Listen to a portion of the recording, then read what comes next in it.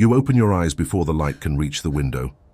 It is 1830 in Lowell, Massachusetts, and the world you once knew, a world governed by the slow, rhythmic pulse of the seasons, has been systematically dismantled by the gears of progress. You feel the cold floorboards beneath your feet, but there is no rooster's crow to greet you, only the singular, piercing scream of the iron bell. This is the sound of the new America. It is a violent rupture in the silence of the dawn, a mechanical command that bypasses your consciousness and strikes directly at your nerves. You are no longer a creature of the earth. You are a component of the corporation. As you pull on your rough wool garments, you realize that the sun has become irrelevant. In the agrarian life of your father, the rising sun was a partner, a guide that told you when to sink and when to rest. Here, in the shadow of the massive brick monoliths lining the Merrimack River, the sun is merely a witness to a day that began long before its arrival and will continue long after its departure. You step out into the street, joining a silent procession of shadows. Thousands of boots trample the frozen mud, all moving toward the same destination. To your left, the river churns with an artificial fury, diverted into man-made canals to feed the insatiable hunger of the turbines. To your right, the boarding houses stand like barracks, stripping away the privacy of the old world. You breathe in and your lungs recoil. The air is no longer the crisp, pine-scented breeze of the New England countryside. It is a thick, sulphurous soup of anthracite coal smoke and atomized oil. You look toward the horizon, seeking the familiar purple hue of a Berkshire morning, but the horizon has disappeared. It is buried beneath a permanent shroud of grey soot that clings to the brick walls and turns the very sky into a ceiling. You are entering the era of the death of the sun. As you approach the mill gates, the vibration begins. It starts in the soles of your feet and climbs through your shins, a low-frequency hum that signals the awakening of the beast. The steam engine does not tire. It does not require sleep or prayer. It demands only fuel and your absolute attendance. You remember the farm, where the rain meant a day of mending tools by the hearth, where the winter meant a slowing of the pace. Here, there is no weather. Inside these walls, the temperature is a constant, stifling, humid heat, maintained to keep the cotton threads from snapping. The transition is absolute. You have moved from natural time, the time of the heart and the harvest, into mechanical time. Every minute is now a commodity to be bought, sold, and extracted. The supervisor stands at the door, pocket watch in hand, his eyes tracking the movement of the gears rather than the faces of the workers. You realize that in this new American landscape, the iron hubs of Pennsylvania and the textile mills of Massachusetts are forging a new kind of human. You are being synchronized. Your heartbeat is being trained to match the frantic pace of the power loom. The smoke from the chimneys rises like a dark monument to the death of the pastoral dream. There is no turning back to the fields.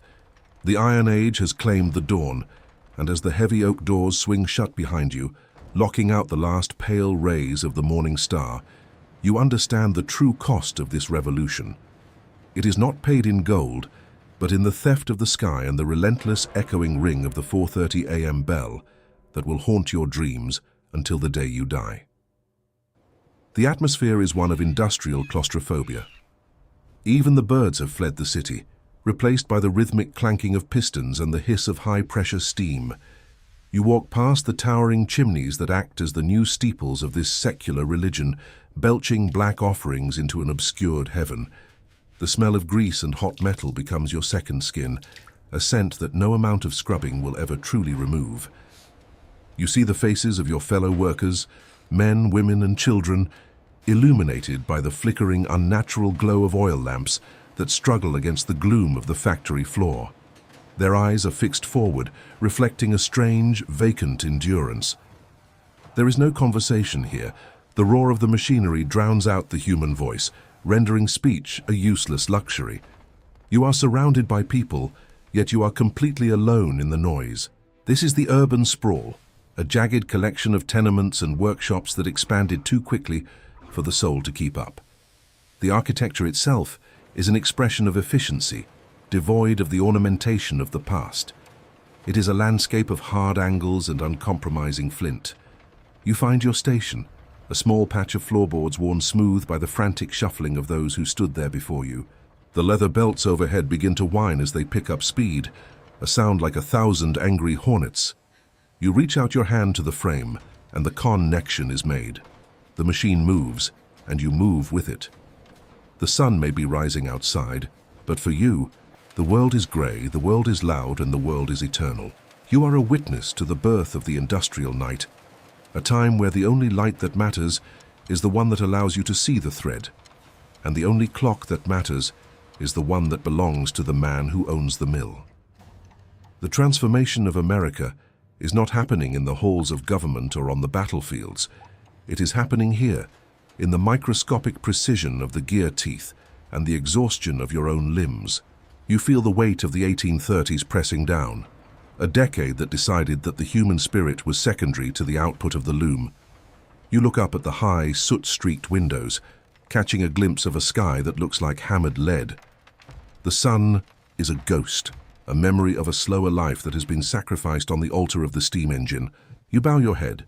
The rhythm of the machine becomes your internal pulse, and the long, arduous day begins in earnest, stretching out into a future where the concept of a day off is as mythical as the clean air you once breathed. The industrial machine has breathed in, and it will not exhale for 100 years. You are the fuel. You are the witness. You are the silent inhabitant of the new, lightless world. You stand before the altar of iron, and you realize that in 1830, your flesh is the cheapest raw material in the building. There is no shield between your skin and the blurred motion of the drive belts. There is no inspector coming to save you. You are surrounded by a forest of moving parts, where a single moment of fatigue, a blink of an eye after 12 hours of standing, can result in a life-altering catastrophe. To the owners of these mills, you are not a soul. You are a biological extension of the machine, a replaceable cog that is expected to wear out and be discarded. The hazards are not merely theoretical, they are the atmosphere you breathe. As you lean over the power loom, the flying shuttle darts back and forth like a wooden bullet. If it jumps its track, it will strike a temple or take an eye with a speed that defies human reaction. Overhead, the leather belts that transmit power from the water wheel or the steam engine hum with a lethal tension. They're often unshielded, ready to catch a loose sleeve or a strand of long hair, dragging a body into the gears before a scream can even escape the throat. But the most insidious killer is invisible. It is the white plague. You look around and see a fine, ghostly mist of cotton lint hanging in the stagnant air. It coats your eyelashes, your hair, and most importantly, your lungs.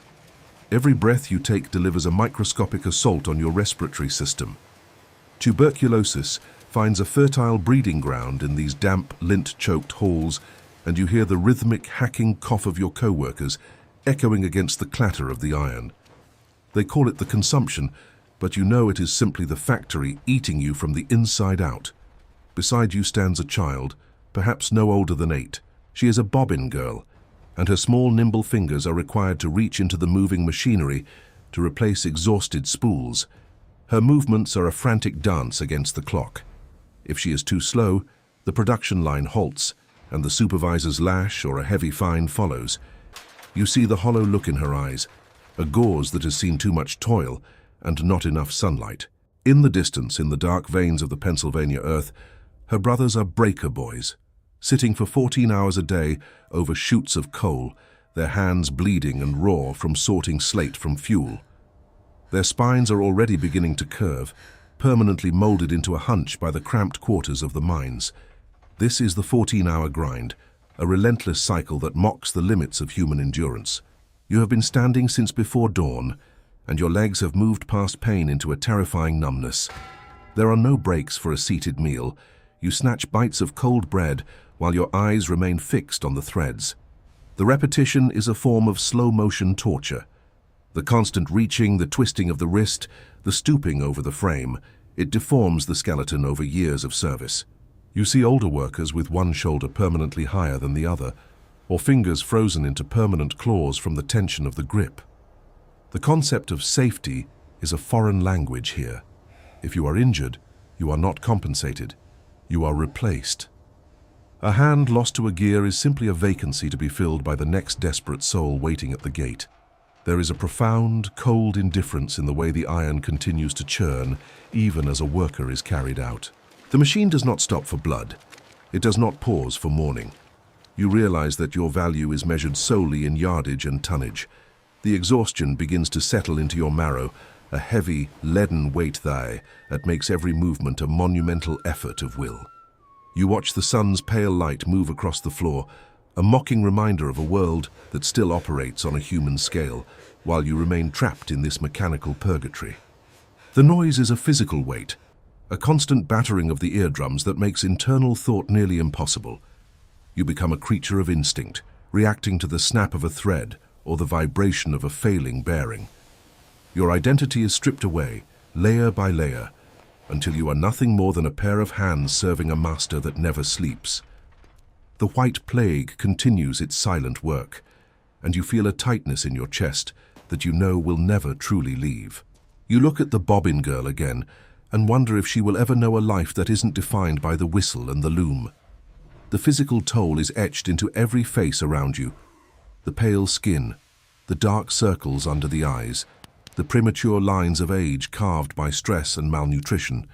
This is the reality of the American Industrial Revolution in 1830, a world where the iron is polished and the flesh is torn.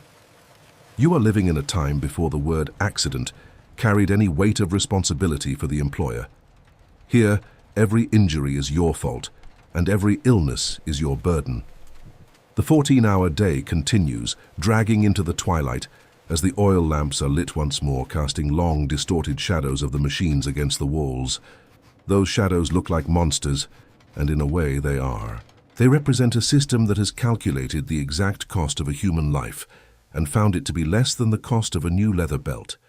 You adjust your stance, trying to find a moment of relief for your aching back, but the machine demands your attention. It is a jealous god, and it will have its tribute. You reach out, your fingers trembling slightly, and continue the endless, repetitive work, knowing that tomorrow will be exactly the same, and the day after that, until your body finally breaks and the iron finds a new servant to take your place. The air grows thicker, the lint thicker, and the sound of the mill becomes the only heartbeat you can hear. You are the fuel for the fire of progress, and the fire is always hungry. As the night deepens outside, the internal heat of the mill intensifies, a suffocating embrace that drains the last of your strength. Yet you cannot stop. To stop is to starve. To stop is to fail the family waiting in the cramped tenement. So you stay, a ghost in the making, bound to the iron by the invisible chains of necessity, witnessing the brutal dawn of an era that built its cathedrals of industry on a foundation of broken bones and weary hearts. You are the flesh. The machine is the iron. And in this era, the iron always wins. The clock on the wall ticks with a mechanical derision, counting down the minutes until you are allowed to collapse, only to rise and do it all again.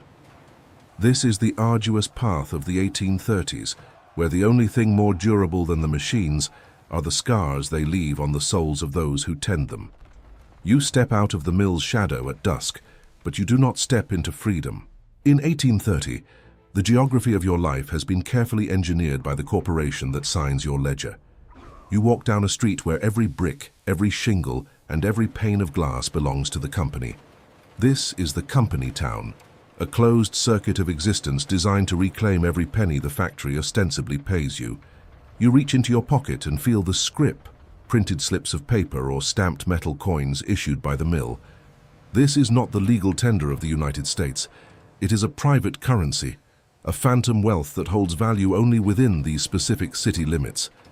You cannot save this money to buy a farm in the West or to send a letter across the sea unless you trade it at a ruinous discount to a broker.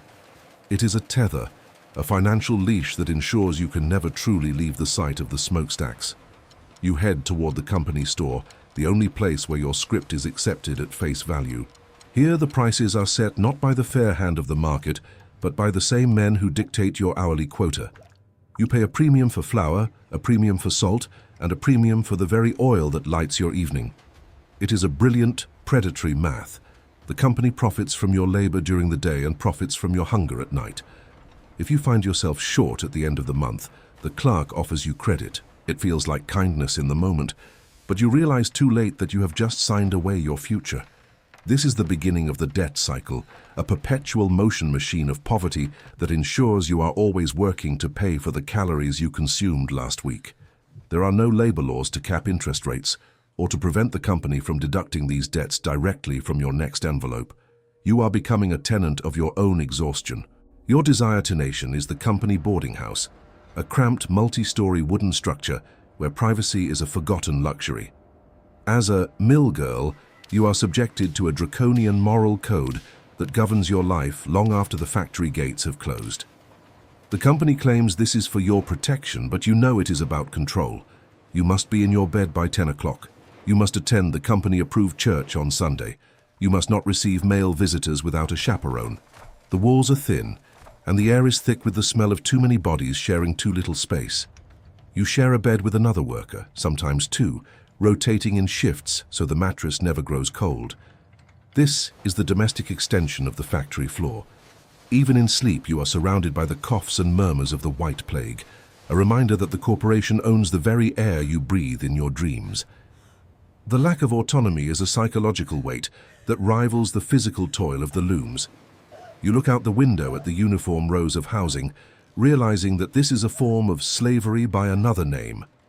While you are technically free to quit, the reality of debt, scrip, and the lack of transportation makes that freedom an illusion. If you leave with nothing but the clothes on your back and a debt that may follow you to the next town. The company has created a total environment, a cradle-to-grave ecosystem, where your roles as producer, consumer, and tenant are all collapsed into a single ledger entry. You see the overseers walking the streets at night, their presence a constant reminder that the company's eyes never blink. They watch for signs of dissipation or insubordination, terms that often just mean a desire for a life outside of the machine. The social isolation is profound. You are surrounded by thousands of people, yet your only shared identity is your utility to the mill. The community is not built on shared heritage or mutual affection, but on shared exploitation. You sit on the edge of your shared bed counting your remaining scrip, and you see the trap for what it is. The high wages that lured you from the farm have been eroded by the company's hidden taxes. The rent, the overpriced coal for the boarding house stove, the mandatory contributions to a library you are too tired to use. You are working 14 hours a day to sustain a life that only exists to facilitate more work. The horizon you lost in the smog of Chapter 1 is now permanently blocked by the tall fences of the company property. You are a citizen of a corporate state, governed by a board of directors you will never meet. The psychological toll of this confinement starts to manifest as a dull, constant ache in your chest, a sense that the person you were on the farm is being erased, replaced by a serialized version of yourself. You are no longer Jane or Mary. You are the occupant of bed 4, loom 12, account 809. The system is designed to break your will until the thought of escape becomes more exhausting than the thought of staying. You watch your roommates sew by candlelight, their eyes red-rimmed and unfocused, and you wonder how many years it takes for the company town to become the only world you can remember. The debt cycle is a gravity that pulls you back to the factory floor every morning, regardless of your health or your spirit. There are no laws to protect your wages from being seized, no regulations to ensure your housing is ventilated, and no unions to challenge the monopoly of the company store. You are living in the purest expression of industrial capitalism, where the human being is a variable to be minimized and the profit is a constant to be maximized. The candle flickers out, and you lay down in the dark, the sounds of the nearby river tamed and channeled into the turbines, hissing like a serpent in the night. The mill is still running, the night shift's rhythmic thudding vibrating through the floorboards of your room. It is a reminder that the owner is making money while you sleep, using the house he owns to house the workers he bought with money he printed himself. You close your eyes, praying for a dream of an open field, but all you see is the ledger, the long columns of numbers that prove you owe your life to the iron.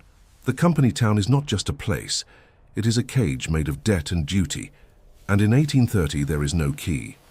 The silence of the room is heavy with the collective fatigue of 20 women, all caught in the same web, all waiting for the 4:30 a.m. bell to tell them they are still alive and still owned.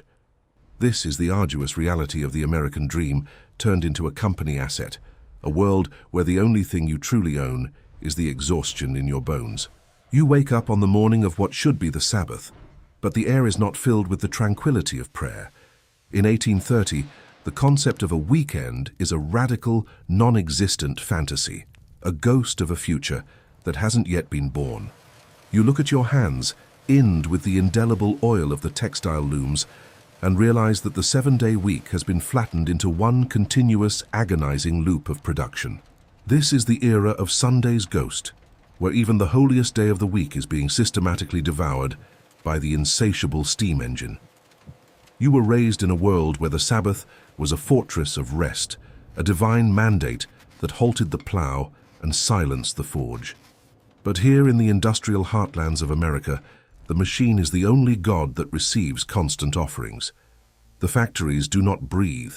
They do not require a day of atonement. While some mills may technically shutter their doors for a few hours of mandatory church attendance, enforced by the company to ensure your moral fiber, the rest of the day is often claimed by maintenance, cleaning, or the silent, crushing weight of domestic chores that you were too exhausted to perform during the other 84 hours of your working week. You find yourself sitting in a pew, but your mind is a hollow shell, unable to process the sermon.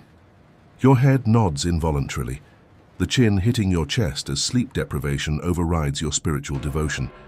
This is the mental fatigue that has become the hallmark of your generation. You are living in a permanent state of semi-consciousness, a neurological twilight caused by a decade of 14-hour shifts.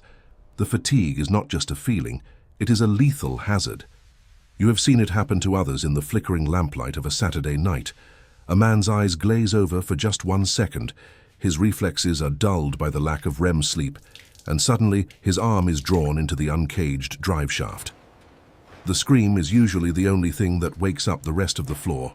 In 1830, workplace accidents are the direct byproduct of this exhaustion, yet the company blames the carelessness of the worker rather than the cruelty of the schedule. Your brain feels like it is wrapped in wet wool, struggling to remember the faces of your family members who are scattered across this industrial wasteland.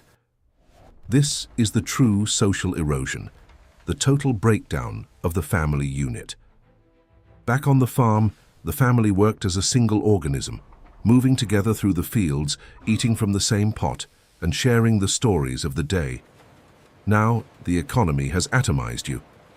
Your 6-year-old brother is miles away, crawling through the ventilation shafts of a coal mine, because his frame is small enough to fit where a man's cannot. Your father is at the ironworks, his lungs scarred by the heat of the furnace, working a shift that never aligns with yours. Your mother is at a different mill. Her hands are calloused and bleeding from the hemp fibers. You are a family of ghosts, passing each other in the grey mist of the changing shifts, barely recognizing the weary silhouettes of those you are supposed to love. The communal dinner table has been replaced by the solitary, hurried meal in a boarding house or a coal-dusted shack. There is no time for the passing down of traditions, no time for the education of the young, and no time for the grieving of the dead. Every member of the household, from the child of 6 to the grandfather of 60, has been deployed as a specialized tool in different sectors of the relentless machine. You feel a profound sense of isolation, even when surrounded by thousands of fellow workers. The noise of the factory has stolen the art of conversation, and the exhaustion of the Sabbath has stolen the strength for community. You walk back from the church toward your boarding house, seeing the smoke from the chimneys still rising against the Sunday sky, a dark flag of a nation that has forgotten how to stop. The social fabric is being torn apart, thread by thread, much like the cotton you process. The obligations of affection are being replaced by the obligations of contract. You realize that the Industrial Revolution is not just building cities, it is dismantling the human home. You sit on the edge of your bed, listening to the distant rhythmic thud of the water wheel, and you feel the phantom of the old world slipping away. There is no Saturday night celebration, no Sunday afternoon stroll, only the dread of the 4:30 a.m. bell that is already looming in your mind. The mental fatigue creates a sense of detachment, a feeling that you are watching your own life happen from a great distance. You are a passenger in a body that no longer belongs to you, steered by the demands of a global market that requires more yarn, more iron, and more coal every single hour. The spiritual void is filled with the mechanical hum of progress, a sound that promises prosperity, but delivers only a weary, hollowed-out existence. You look at your younger sister, who is already showing signs of the stoop, her spine curving before she has even reached womanhood, and you wonder if she will ever know what it feels like to have a day that belongs entirely to her soul. In 1830, the sun sets on a Sunday tea had felt exactly like a Tuesday, and as you close your aching eyes, you realize that the most successful product of the factory is not the cloth or the steel, but the silence of a society that has been too tired to scream. The family unit, the cornerstone of the old republic, is being ground into dust by the gears of the new one. You are alone in the crowd, a tired soul in a tireless world, waiting for a rest that only the grave seems to offer. The ghost of the Sabbath haunts you, a memory of a time when the world had a rhythm that was kind to the heart, but that world has been buried under the soot and the copper. You breathe in the stale air of the dormitory, and as the last light of the sun fades, you realize that tomorrow is not a new day. It is simply the continuation of the same endless shift. The era of the arduous 1830s has claimed your time, your family, and your spirit, leaving behind only the cold, hard efficiency of the iron. You are standing at the threshold of a transformation that you did not seek, but one that your body can no longer ignore. It is 1834, and the air in Lowell is thick with something more potent than coal smoke and cotton lint. It is the electricity of shared indignation. For years you have been a silent ghost within the machine, but the announcement of a 15% wage cut, coupled with the rising cost of boarding, has finally snapped the invisible thread of your endurance. You look at the women beside you, the same faces that have shared the dim light of the looms and the cramped quarters of the company housing, and for the first time, you do not see competitors for a piece of scrip. You see a sisterhood.